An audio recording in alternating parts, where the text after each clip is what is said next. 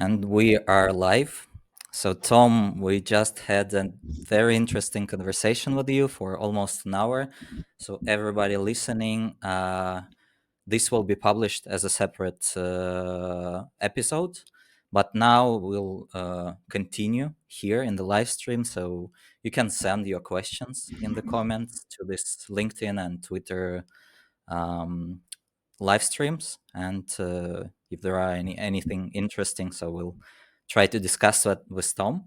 But in general, for the second part, I'd like to discuss um, things that are, I guess, a lot of people, no matter what they do, which industry they're in, they're thinking about. It's or maybe not thinking, but at least feeling. It's AI anxiety, the threats, potential threats of AI, and the opportunities we have. So, Tom, do you have any AI anxiety? I actually do, personally. AI anxiety, yeah. Maybe FOMO more than anxiety. I don't know if those fall in the same bracket. But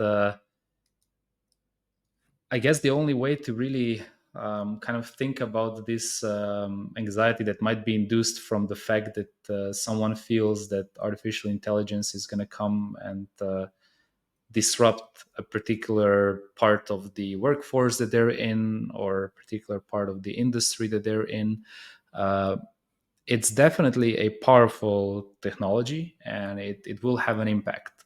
So I guess the way to think about AI, when if you are indeed feeling anxious, it might be beneficial to spend some time learning about um, how it will impact it, because at the end of the day it's not going to just wipe out necessarily things, it's going to transform them.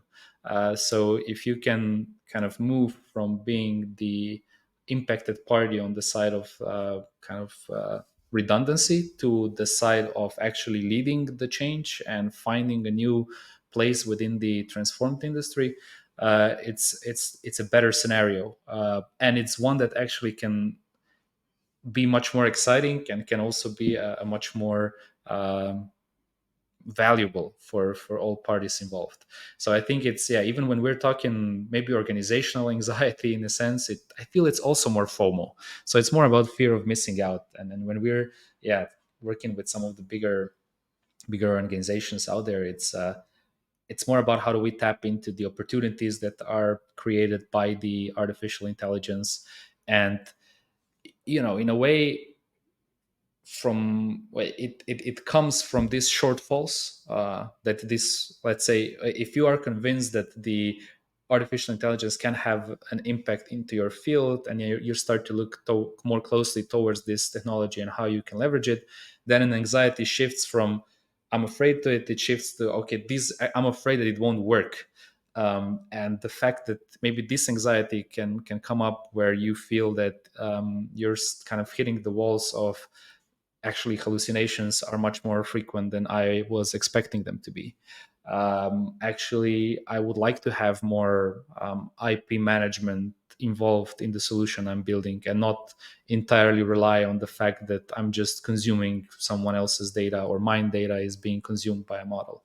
Maybe it's coming from the fact that you are struggling to find the right inputs for the solution that you're building out, because, or you're afraid that they're corrupted, or they've been created by AI actually. So these types of challenges then start to appear, and they are like creating anxiety when it comes to how do I really tap into Sorry. the value of the tech. And here is where I feel then you have to look at this convergence, Sorry, that man. we're, Oh, no worries. That's why I need to do I'm shots. too anxious. Yeah.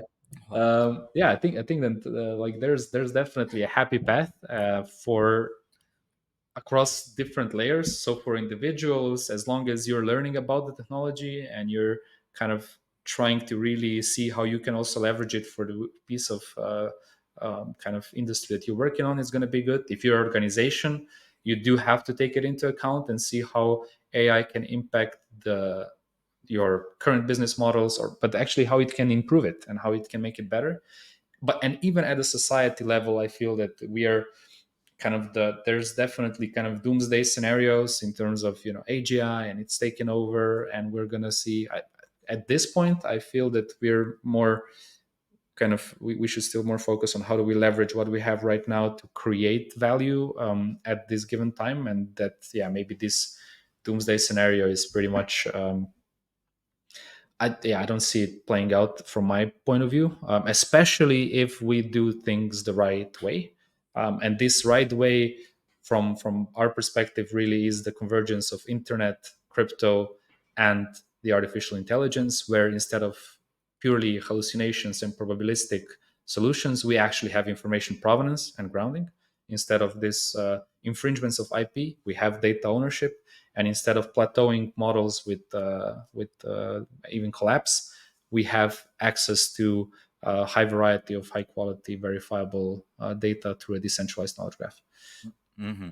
Yeah, So basically, yeah, let's break it down into the three types of anxieties or threats. Like what most people feel, it's like I will lose my job.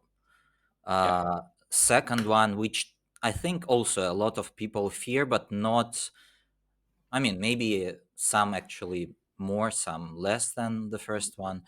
Basically, the second one is powerful AI in the hands of like the government who can like try to affect like impact you, like control you, or like some malevolent agents like I don't know, terrorists or whatever. And the third one mm, is the third kind of level is AGI, where we uh, cannot actually predict what will happen, because it's unlike any previous technologies which were like say a nuclear bomb. It is still a tool that a human uses, while AGI could be a nuclear bomb that thinks by itself. So this is like another yeah, type of anxiety which I frankly, I research a lot on this topic. I'm now watching that one of the latest, I think, episodes with Lex Friedman. It's a guy, Roman Yampolsky, and he's like super doomsday guy. He's like, no, there is no way. He's an AI guy. He's a researcher, but at the same time, yeah, he's like, no, there is no way that we can do it right. But anyway, so let's start from the like kind of the most basic, the most common one. I'll lose my job. So a yeah, couple of words from myself. Uh, this depends on the timeline, but say 5, 10 years, any knowledge work we know now, yeah, you're right, you'll lose your job. But it doesn't mean that you won't be able to get a new job. So, in my opinion, for this first anxiety, it's easy to deal with. You just need to start learning how these tools work, start learning prompt engineering. I think it's one of the main skills like any person should learn. Not super deep, but at least to understand how to communicate with these systems. So, what do you think on this first one? I'm with you. So it's you just turning your back on something won't make it go away.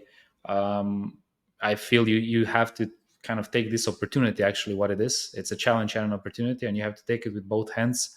Uh, Look for ways of how you can really improve your current position by using AI.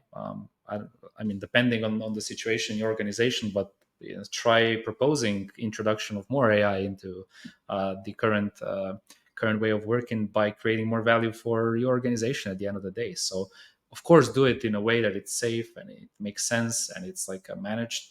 But you educating about it, and of course, as Tony mentioned, prompt engineering being one way of. It's the same thing of if you wouldn't learn how to use search engines in Web two, Exactly. so you wouldn't use like know how to use Google or Bing or uh, that's what was it, Alta Vistas in back of the day or whatever. Like, of course, you learned how to search for things, right?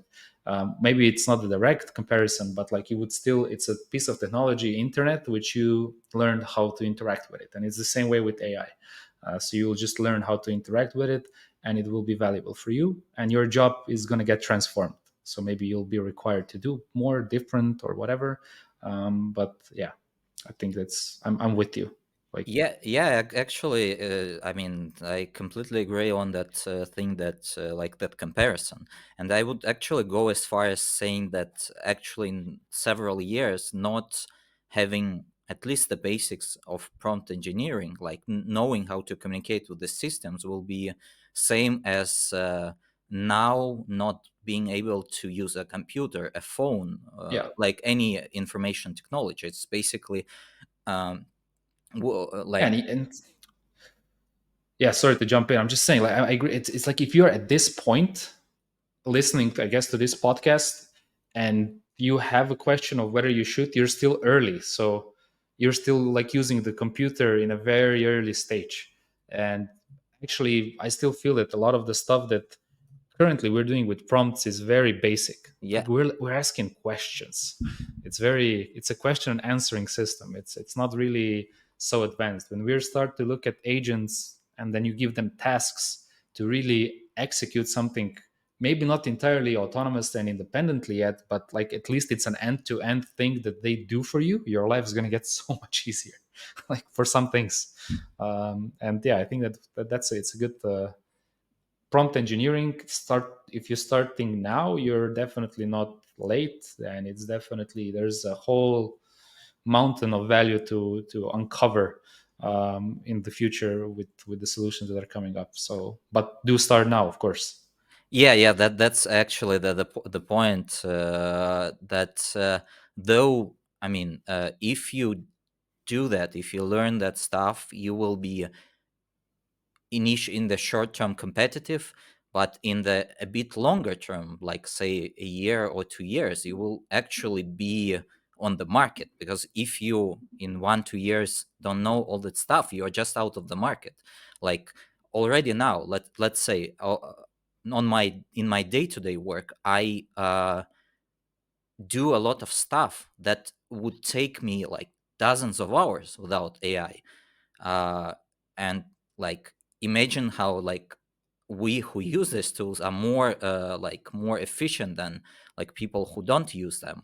I mean, from some less like less technical things, like say Mhm. an small e-commerce company owner who is not yet in the AI, like they do a lot of stuff, like maybe 3 4 5 hours a day they spend on on the stuff that take us like 5 10 minutes literally. Yeah. uh, and like right now it's still kind of possible to be on the market like this, but I think a year 2 years max, like it just won't be possible to be on the market. You like just like you will be a caveman pretty much. Yeah, I'm just thinking like the maybe to just go on the other side of what is the like goals, or maybe trying to what is being attempted to achieve. There's a um, project being created on top of the OriginTrail's decentralized knowledge graph by ID Theory, and it's actually in the field of decentralized science. And Hmm. they're building this DeSci Paranet. Paranet is a collection of knowledge on a particular topic, and what their attempt is to use AI agents, so with very smart prompt engineering and use of refined models and a setting them up in sequences and all the possible kind of tricks and tips that we can do, and pairing that up with a trusted foundation of scientific research. So research, clinical trials, inputs of all kinds on science, so that we could go by utilizing these techniques from base research to new scientific breakthroughs in an autonomous and independent way by using artificial intelligence. So here is like, when you're thinking about it, learning about the importance of prompt engineering is crucially important, and knowing how to employ this, so in combination with this grounded trusted foundation, knowledge foundation that you can create, and then when you're connecting these two things together, you can have a very kind of trusted AI solution that can create a lot of new value. for you like individually or for the organization, and will definitely your if as your understanding grows, your like you'll become more indispensable in any setting. Yeah, I agree. And here, actually, I think we can discuss the second type on anxieties, basically AI in the hands of government who a lot of people don't Yeah. trust, or in the evil actors. So I think that's where solutions like yours actually give a potential to for a solution. While the third Yeah. one, what AGI, like artificial general intelligence, I don't see a solution there yet. But the second one, I think, like Orange and Trail and similar companies, they're kind of on a way to solve that. Yeah, we're so the decentralized knowledge graph puts trusted knowledge in the driving seat. So what we're doing is we're taking kind of AI, um, the generative AI, the neural AI, and the AI agents, and we're kind of like red pilling them. So we're we're taking them out of the matrix, and we're grounding them in the base reality, where really every input. So if you imagine OriginTrail as a decentralized graph of knowledge, each little point in that graph is a knowledge asset, and this knowledge asset always has an owner. It always has proofs that it hasn't been tampered with, so nothing was changed, and it has relevant connections with other knowledge assets around it. So that's how you form this global graph of knowledge. And when you have this trusted knowledge foundation, then your AI systems are grounded in the base layer. And if, as a society, obviously we create solutions where this grounded knowledge is what we are basing our decision making on, or what our AI agents are performing tasks on, then you have kind of a predictability element to the AI solution, which is so hugely important. And this importance comes from launching a small scale chatbot like question answering system, where you have this information provenance, you have the verifiability, all the same elements that you would like to have in a kind of trusted AI solution. And it definitely transforms to like a societal level thinking, that if we really want to have a happy path to using the artificial intelligence, it is very sensible to have it in combination with something that's a trusted knowledge base. So kind of like your left brain and right brain combination between the two. And yeah, I'm kind of keen, especially when it does come to AI models, to kind of go towards more open development, because there's this kind of like, okay, my strong AI will beat your strong AI thesis. But both of these kind of components will benefit from, or society will benefit from having them grounded in this trusted knowledge.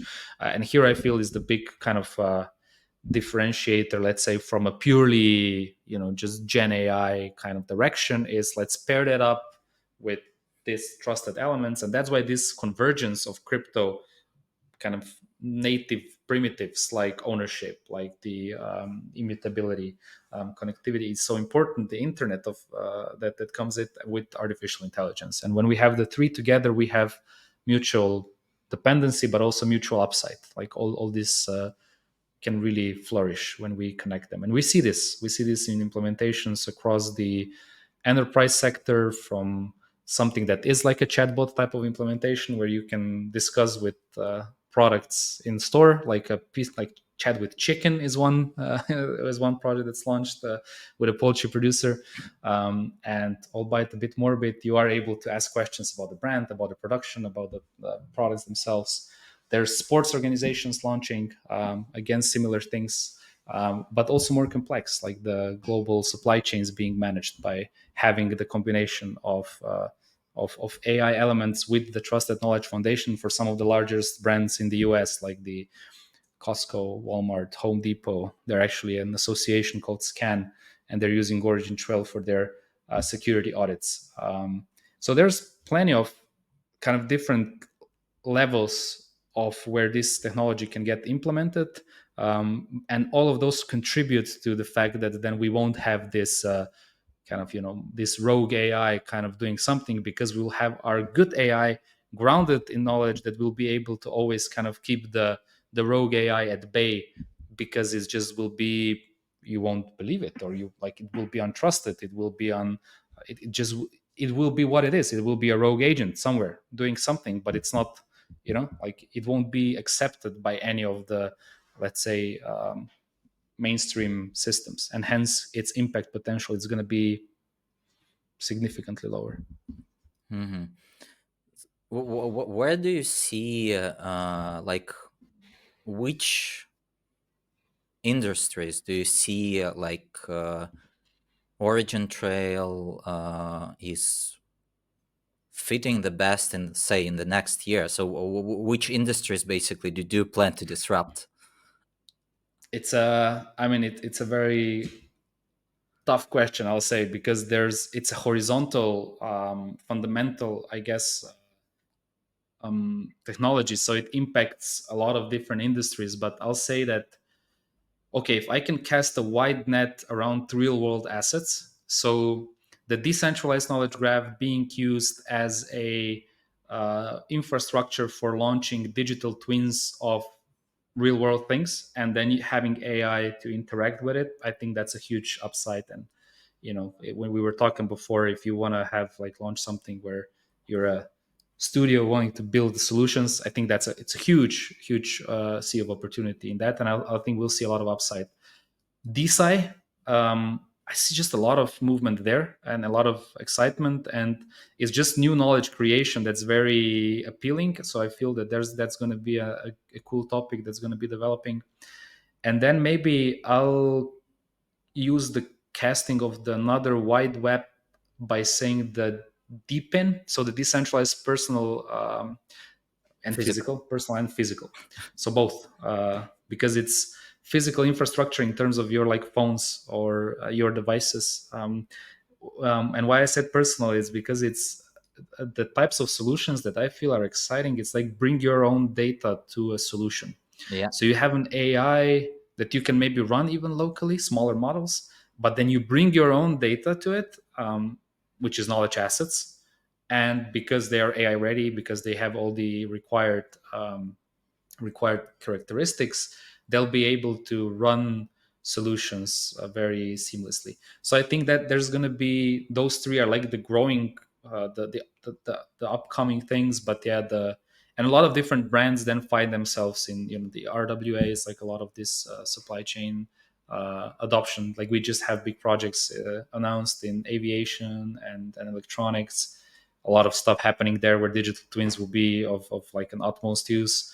um, yeah, and then so I think, yeah, the D side I was talking about a little bit, and the deep in, it's, yeah, I'll put a pin in that one. But because, yeah, I think there's going to be some cool stuff coming up.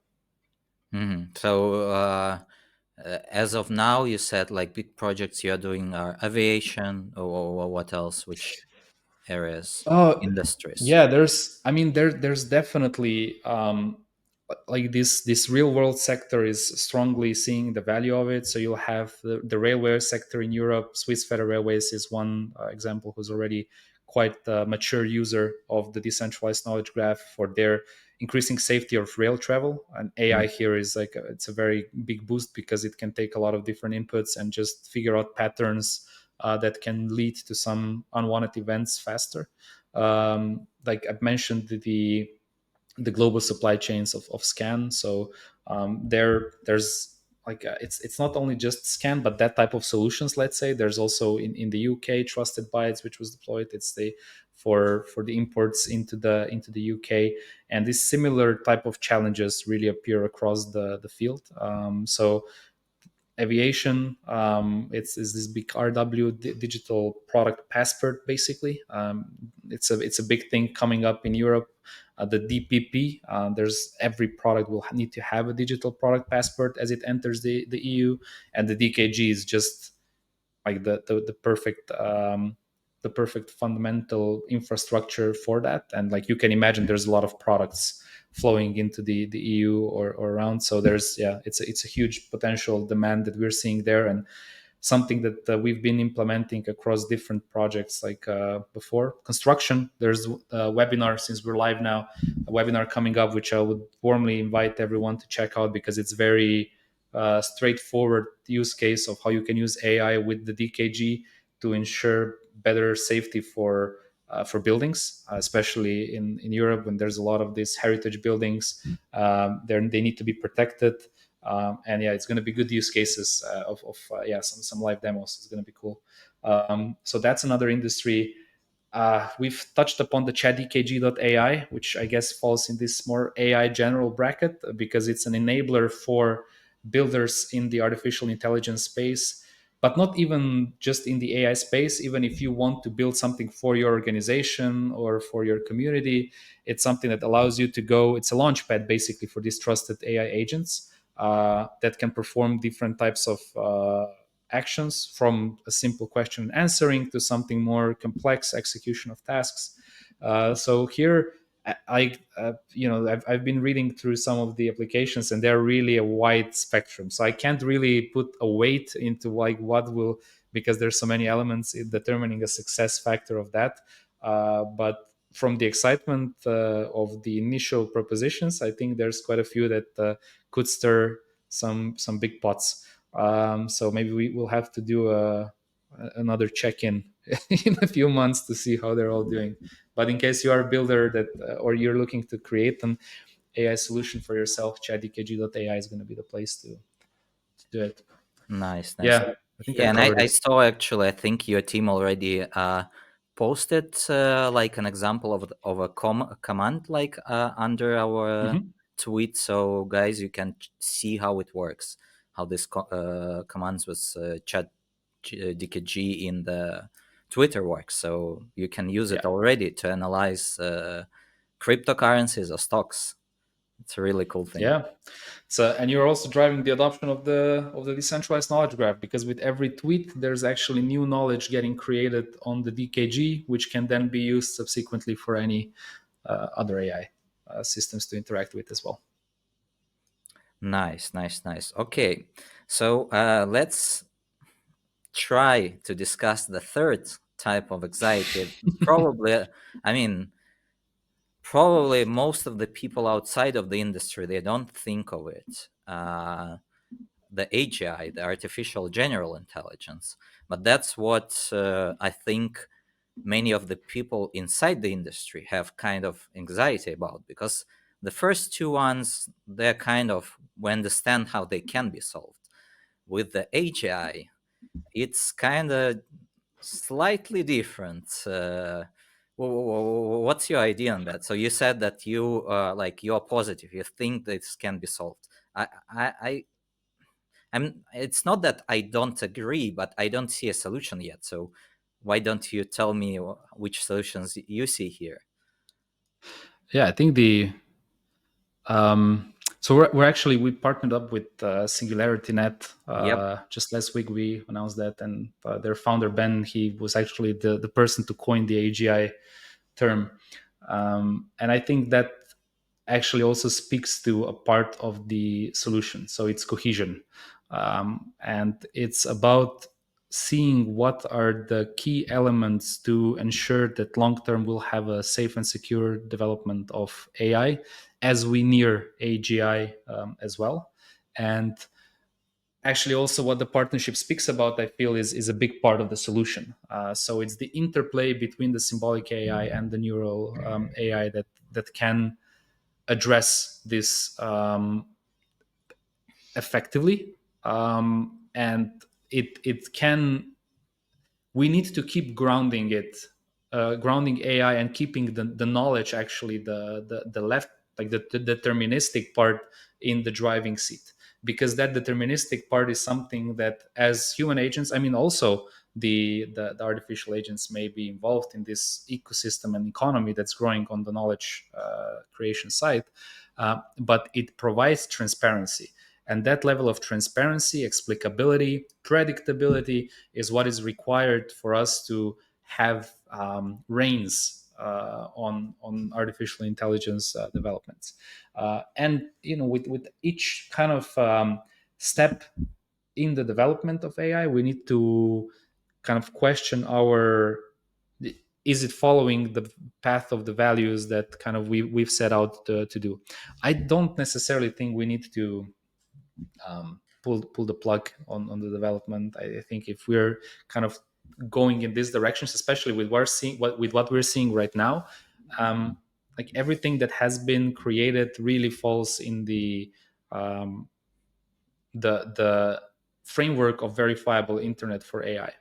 And it's a very inclusive framework. So I think if we work in a cohesive way in like forging these partnerships even more closely, so that you have the developments in the AI sector converge with what's happening with these core primitives of cryptocurrencies and the internet, then we won't just lose ownership. We won't lose kind of the that level of control and explainability of how the solutions work, and we'll be able to impact them. Yeah, I think that that's the way that we can, through this cohesion and through the use of both symbolic and neural AI in unison, create an AGI like experience, which is much more safe and secure. Yeah, I 100% agree if we're talking about AGI like, but obviously there is no way companies and governments will stop their pursuit of actual AGI, of basically artificial mind that has its own agency. So that is not right now the chats we use, they seem like they are like they have some agency, or they are like they have some personality, but in reality they don't, for many reasons. One of them is like long-term memory. They don't have long-term memory, they don't have goals other than just giving us an answer and stuff like that. But once we have the AGI, it's kind of difficult to predict what will be there, because uh, as I mentioned, all the technological advancements before, they could be super powerful and potentially a threat to humanity, but they were still tools in the hands of humans. So, like, it was Mm, us who made the decisions. So we kind of have some level of control in the society. So we can somehow control it. With the real agent systems, like an artificial mind, we don't. I'm not sure that we have that control. So, like, that podcast with Lex Friedman and Roman Yampolsky I mentioned, basically, I think it went out a few days ago. Um, Roman gives very interesting points. So for us to know that the system is safe, we need to somehow test it. But we cannot test a system that is evolving, and it's evolving by itself and not kind of by us, because when it becomes AGI, it can evolve by itself. So we don't really know uh, how it behaves. It can potentially uh, lie to us, or like trick us or whatever. So um, mm. have you thought of Yeah, that? Have you thought of yeah. that? I think it was also Dr. Hinton who was, as he was, I think, resigning his position at Google. He was pointing to Yeah. kind of like this some of the challenges, and like they really fall within the scope of what a decentralized knowledge graph can bring to the table. In terms of, you said, okay, it's trying to trick us, it's trying to, so there's a lack of transparency in how it acts. Okay, so if we have a a way where AI system is only acceptable use is through us being able to ensure that the inputs that or the output that is created is actually based on some trusted inputs, and we are able to verify that. So it can lie about it, but you'll be able to verifiably prove that it's lying because you will have the core inputs available. And as long as we have this kind of grounding in and it needs to have ownership. So you need to know who is the owner and who was the issuer of a particular knowledge asset. You need to know that it hasn't been tampered with in the meantime, because AGI could tamper with it. So you need these very robust systems, which were created for quite a while now from the blockchain space to offer that grounding. You need the knowledge graph symbolic reasoning to create that or symbolic AI basically to create that connectivity and that context. And then you will always be able to also use a second AI to check this AI. So you'll be able to have checks and balances around some element of truth, and this element of truth is the something that's decentralized and something that is kind of has that knowledge graph structure. It's just the best way we have to make it happen. So the DKG in this sense acts as the grounding for what AI is doing. And as a society, obviously we have to make a conscious decision of not taking an input or not allowing an execution of a particular task if it's not according to a certain specific choreography, which in this case would be this decentralized retrieval augmented generation, right? And then even if AGI progresses in ways that it's not useful, then it's just not used in that sense because it's not following what we deem to be a safe use of a tool. The same way you wouldn't, I don't know, use knives to and run with them because you might cut someone if you use them safely on a thing. And like if you cut someone, and obviously you're like guilty of cutting someone up.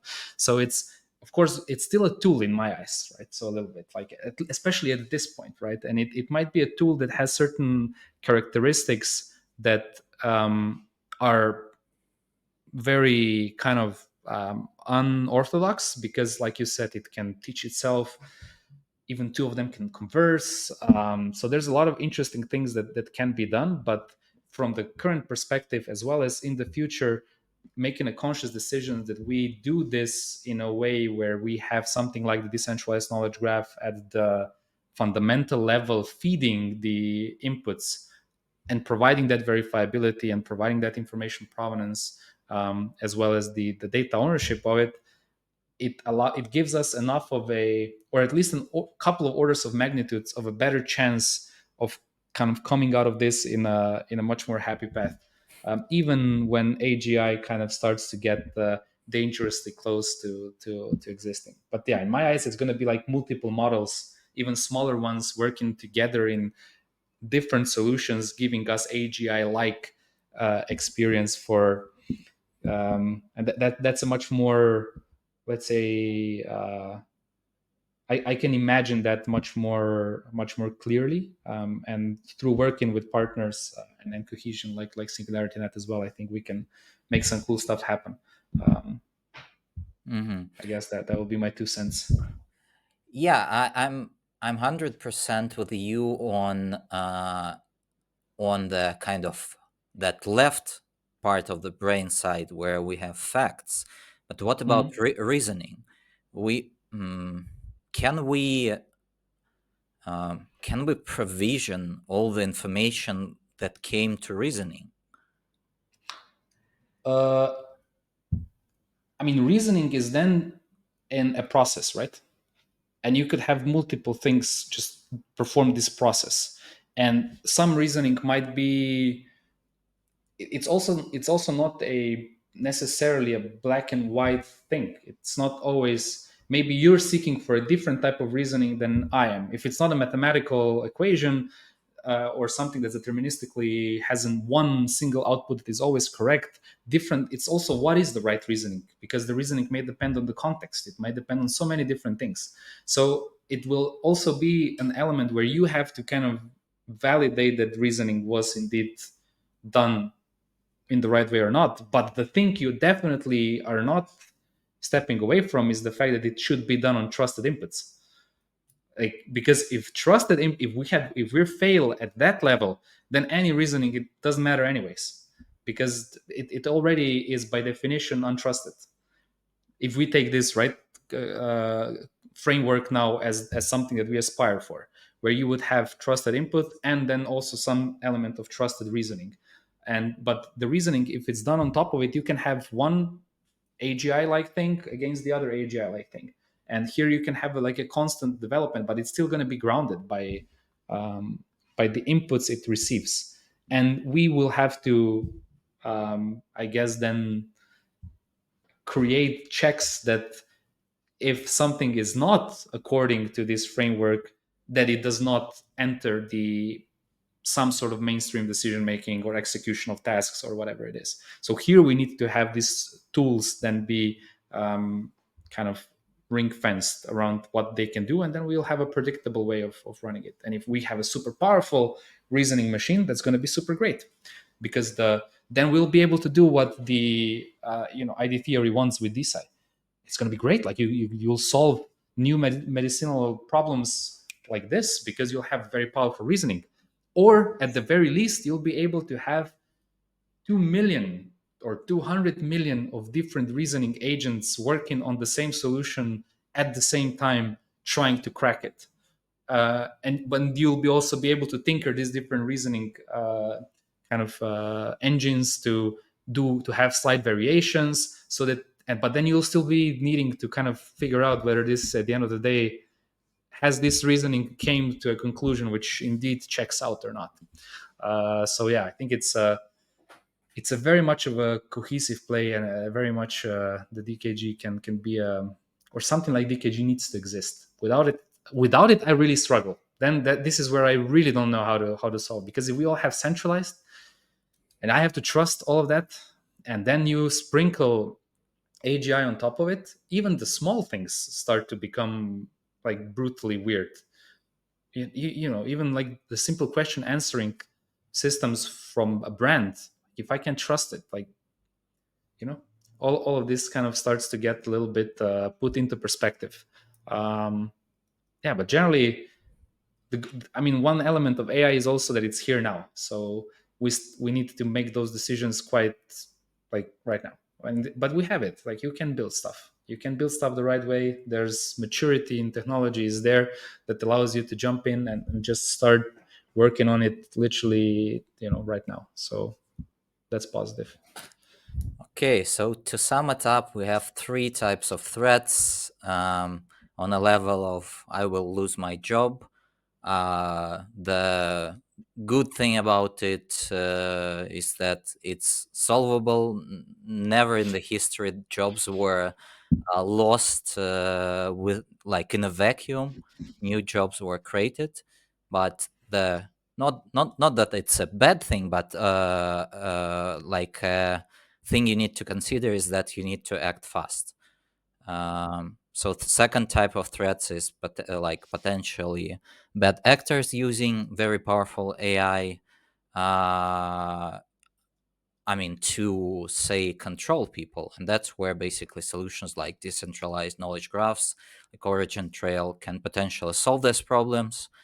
The third type of threat is AGI, artificial general intelligence, where Tom is very positive. I'm not that positive yet, but my lack of positivity just comes from the fact that I don't yet see the solution here.